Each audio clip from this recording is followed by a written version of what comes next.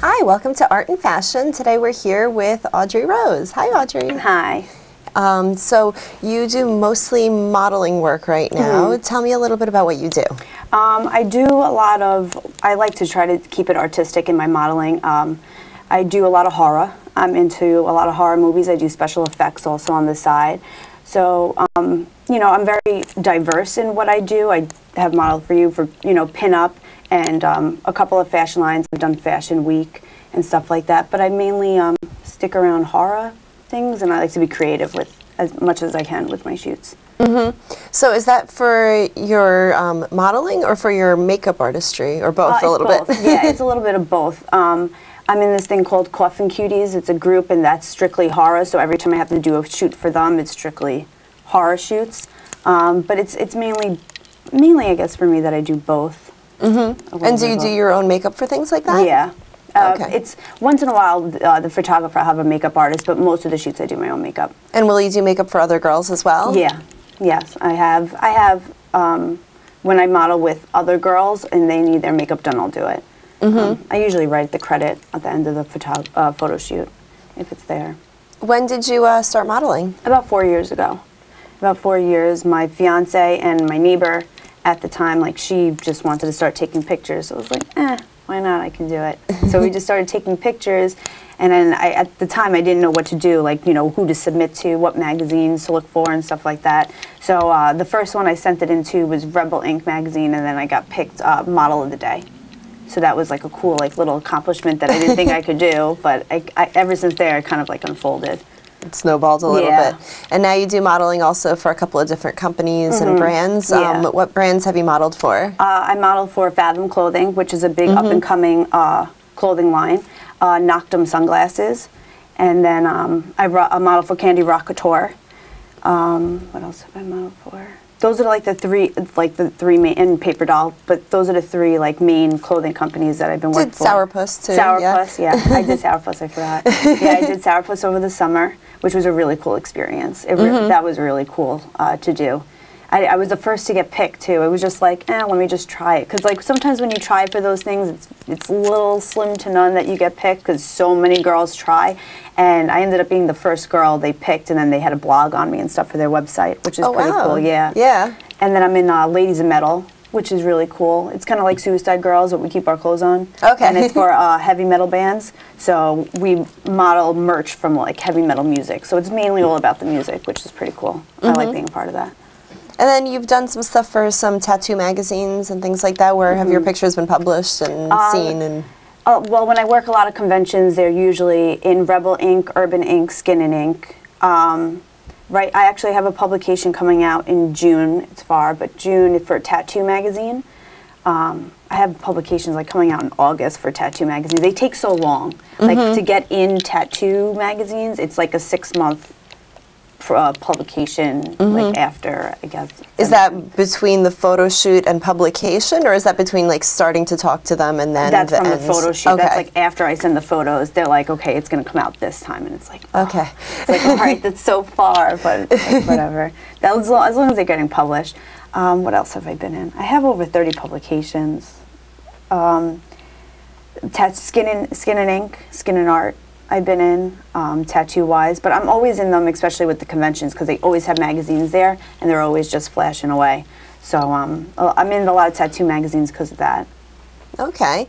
Now you said you did Fashion Week also? Yeah, I did Fashion Week 2 years ago. Okay. Yeah. And what brand or designer were you representing then? It was Sugar and Spikes that booked me, and then there was Sibyl Van is what I wore, and it was really cool. It was at Grit and Glory in Manhattan. I don't know if you've ever been there. It's like a clothing store, coffee, and games they have. That sounds so cool. It's cool, and it's gothy. They have really cool clothes and stuff. They have a really awesome line.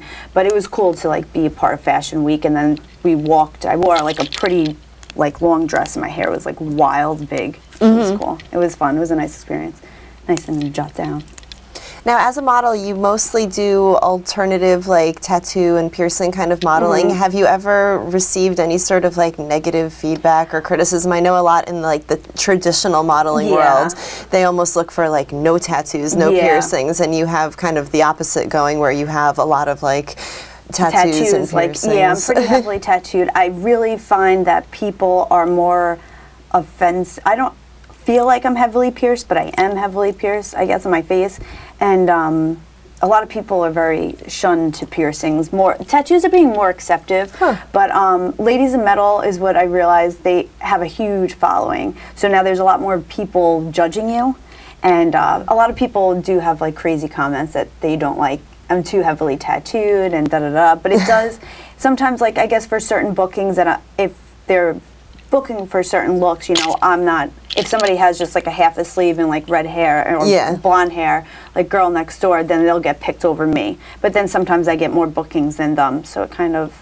It really depends what the client's kind of looking for versus, like, Because, like, I do have something coming up, which is pretty cool. In May, me and my friend Chrissy are doing a yoga shoot, and it's in yoga gear, but it's we're alternative. Like, she's very heavily pierced too and tattooed.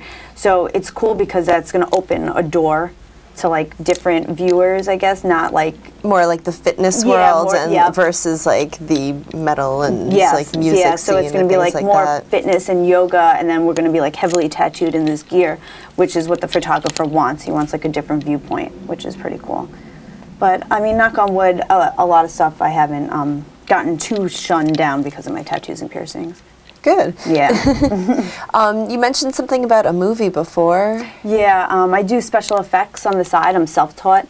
I did a movie for, it was called Charlie Mantle with Armand Asante, and Robert Fornero was in it. It was like a little major film. It was pretty cool. They won some awards for it. I had to do 2 decapitated heads, which was fun, and to like work on like a movie set was pretty cool. It was like were the decapitated heads like a special effects thing where they were people made to look like decapitated heads? Yeah, I made them.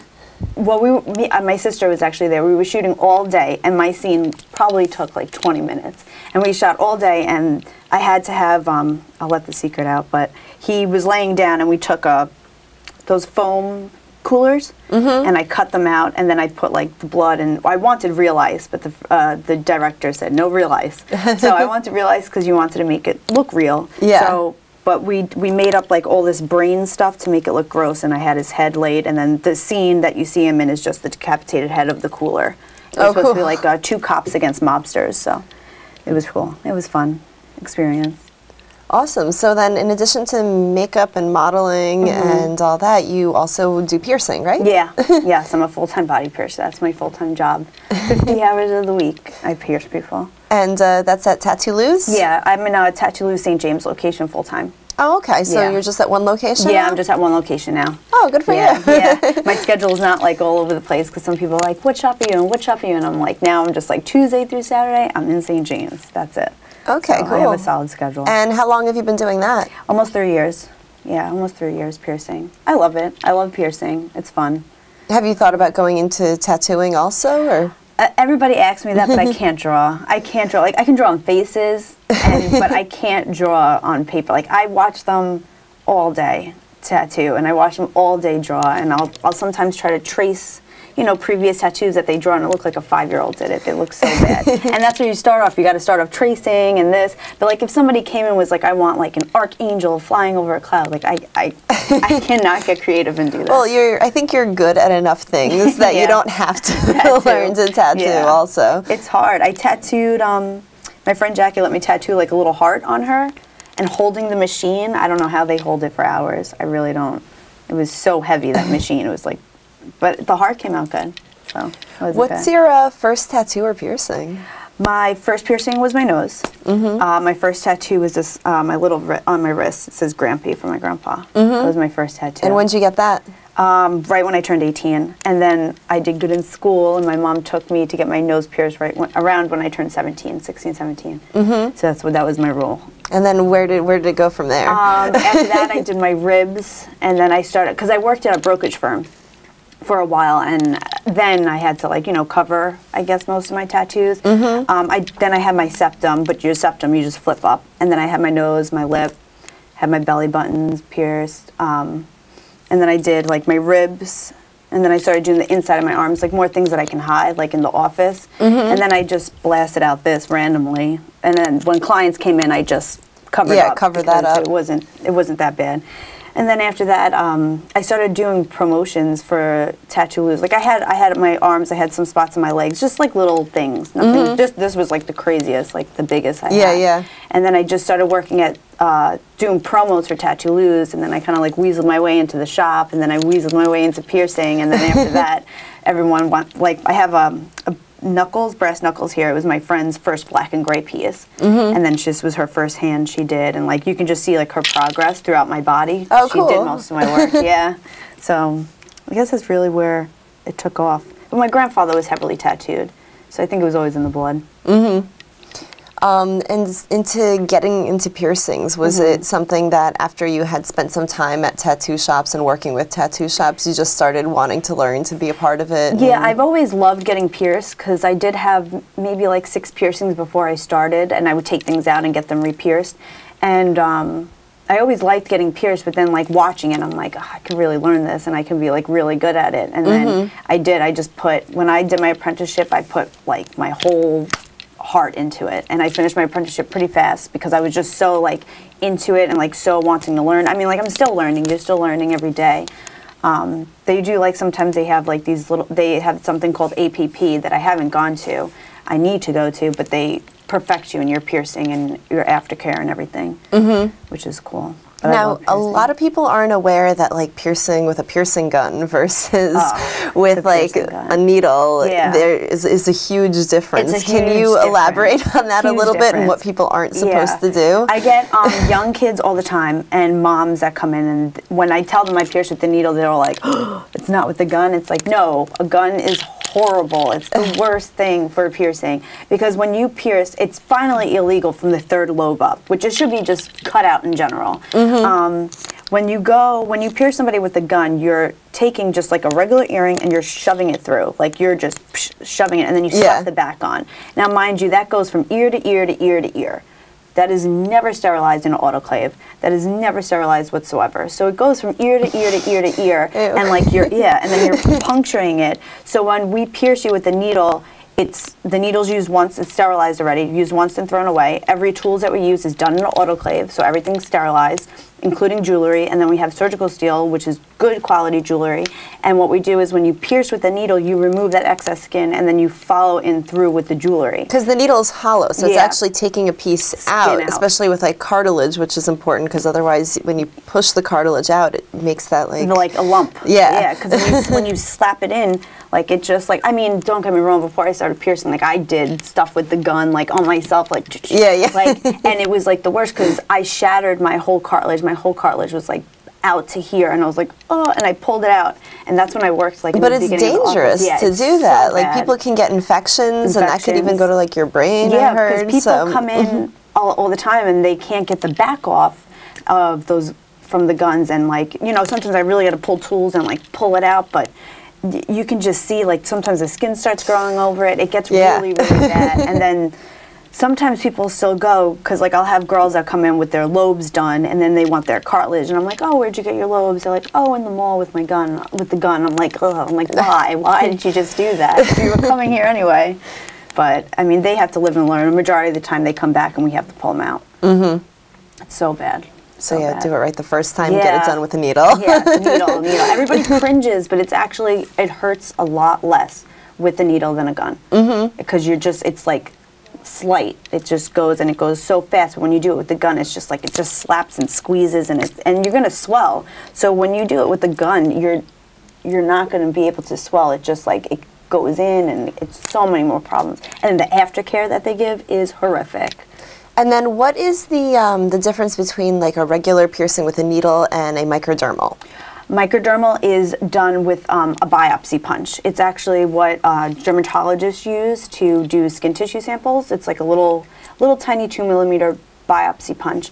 And when you do a microdermal, you remove that excess skin, and then it's an anchor that goes in, and then you put the top in, the bottom, it just goes in very easily. And when you pierce, you're piercing all the way through. So when you do it with the microdermal, it's basically just on the surface. So it just goes under the first layer of skin versus all the way through a surface. Yeah, so you got to watch like aftercare, because sometimes like I had them in my cheeks before I pierced them through, but with all the makeup and stuff, like you got to watch, because it clogs up. Yeah, it could clog up any spot that you have them in your backs, because you know your clothing, everything gets stuck in everything behind it, so it has nowhere to escape, so it just builds. So sometimes people's flare up. Like actually my friend's the other day, it was like so red. She got it like snagged on something. It was like red, and like I was like, you need to take this out, to take it out, to like let it breathe and let it, all that stuff or whatever, because it gets like built up. So we took it out, and maybe in 2 weeks we'll pop it back in. But that's the only difference between it. Microdermals and piercings. Yeah, so getting it done right and getting it done by a professional, taking good care of it, all really important things if you're thinking about getting pierced. Yeah, definitely. Especially the aftercare is probably the biggest. The biggest to take care of it, because some people are like, it's infected. It's like, well, you just touched that door and you just touched this counter and now you're touching your ear, and then that's why it's infected.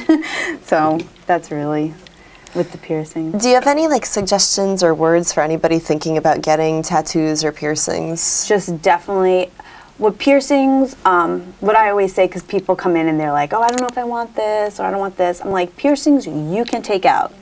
Tattoos are severely permanent. They're extremely permanent. You got to make sure you know what you want. You got to make sure you know it's going to be on there forever. That you can't take it off. It's a full commitment. Like my hands are done, and that was a big commitment. My neck's done. That was a big commitment. Like the more visible you get, the more of a bigger commitment it is. But nowadays, like sometimes when people come into the shop, people want their hands and their neck, but they don't have their arms or anything. It's like you're 18. You still got to figure out what you're doing with your life. Yeah, I mean, I'm not knocking tattoos, but you need to like, you can do like what I did, do them hidden, and then and then you work your way out. Once you know what you're gonna do with the rest of your life. Like I'm just gonna pierce. I'm always gonna be in the tattoo industry, so I'm set. But my advice is just to make sure you know what you want before you put it there. Definitely, and do your research on artists, because people get some crazy looking tattoos. And don't shop by price, right? It's not about the price. It's always about the quality, because people are like, well, I can go here and get it for $100, and it's like, okay, but like that's what you're getting, exactly what you pay for. Yeah. It's like, you know, because like I work with amazing artists. Like I work with Popo, who's insane with realism. I work with my friend Jackie, who does most of my work, and she does beautiful work. She does gorgeous work. She has like signature women look. So we have like great artists in our shop. So it's like when people give them prices, it's like you're getting like an amazing tattoo for these prices. People don't understand that sometimes. Some people just want to get tattooed to get tattooed, and that's not the point. It's not the point of it, I feel like, either. What if somebody wanted to book you for modeling or makeup or tattooing or sorry, piercing? What is your contact information? My Facebook is just Audreyrose. It's under artist. My Instagram is MRZKidGhost, and also my email for bookings is MRZKidGhost1014 So MsKidGhost1014 Okay, great. Is there anything else you'd like to add for any aspiring models or people getting into makeup or tattoos and piercing? Just go with whatever your gut and heart tells you, and just never give up on your dream, because I didn't give up. At times, you want to give up, but I wouldn't be where I am if I didn't. And in the next 5 years, do you see any exciting things coming up that you're working on? Any exciting directions that you're going in? Hopefully, just more covers. That's really my goal, is just to land more covers. Publications, of course, and definitely more clothing companies I would like to work for and be sponsored by. So hopefully in 5 years I'll have a nice chunk of covers under my belt and clothing companies I'm working for. Great. All right, well, thank you so much for coming on the show. Thank you. All right, we'll see you next week, and we were here with Audreyrose today. Thanks for watching Art and Fashion.